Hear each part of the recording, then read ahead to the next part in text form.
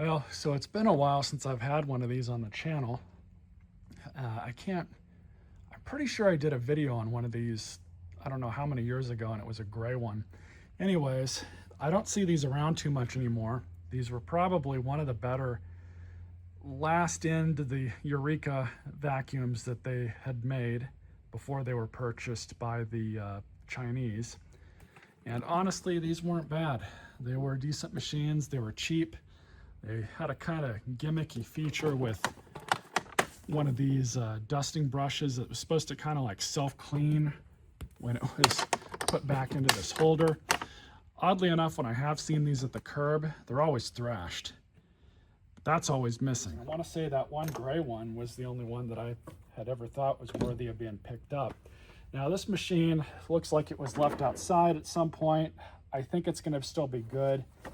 I don't know if we're going to have any issues with the motor on this, but I have to put this cord on it in order to see if the motor's still good or not. As I mentioned, this was a curb find, so naturally the scavengers that I'm often competing with to find stuff, of course they cut the cords off of stuff for the little bit of copper wire that's inside this. So we're just going to kind of splice it into this, see if it's worthy of my time. Because it might be. Chances are motors themselves normally don't go bad, but the bearings in them do. Some people get all crazy with, wanting to replace bearings in a 20 or 30-year-old vacuum, and if you're on personal stuff, I don't really blame you. Some people just get really bent out of shape because I don't want to take the time to do that.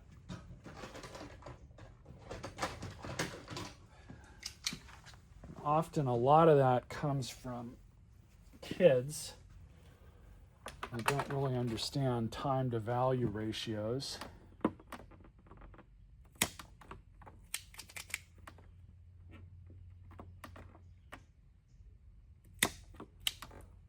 All I'm going to do here is, like I said, just splice into this thing and see if it's actually worth my time to fix it or not. I am not a collector of this stuff by any stretch. I have probably 3 or 4 vacuums that I personally use, but I don't collect stuff. And the age-old adage is anything's for sale. And that really holds true with anything you guys have seen on my channel. Other things I've sold for parts to people. Stuff that I would have normally just scrapped. So turn it on.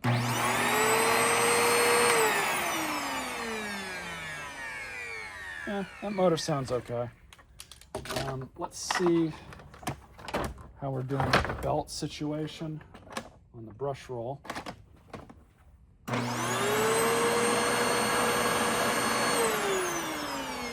That belt's worn out, but it is still connected. So what we'll do is we'll go ahead and throw a new cord on this thing. We'll do a separate service video because I do have some bags and I believe I've got some belts. All I'm doing right now is just pulling off some of this stuff. And interestingly, I didn't even realize this, but it looks like this whole thing here can be removed. So that, I don't recall that other one that I had if I had to replace the cord on it or not, but it looks like you can just remove the top part of the handle and all the wiring is behind here. So I've already got the proper security Torx bit, which is a T20. So we're just going to take this thing apart.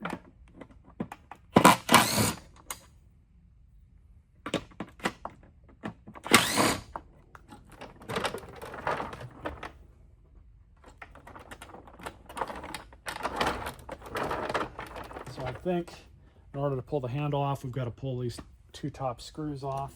Like I said, I don't think I've torn into one of these like this.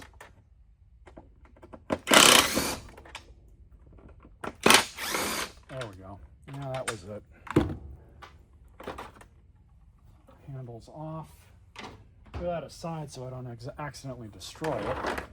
And now, should be able to get this cover off, and there it is. Everything we need to get into, and we can even reuse these wire nuts. Gotta hand it to Eureka on this one. The old stuff that they had, really easy to service.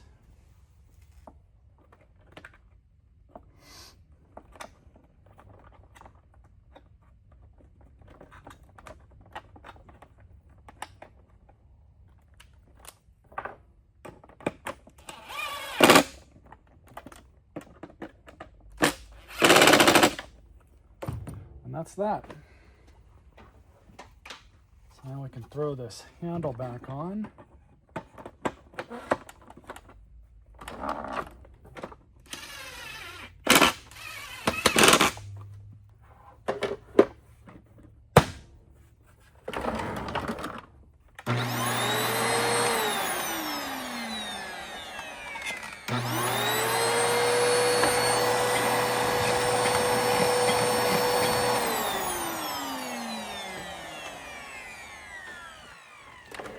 Stay tuned for the full service on this unit.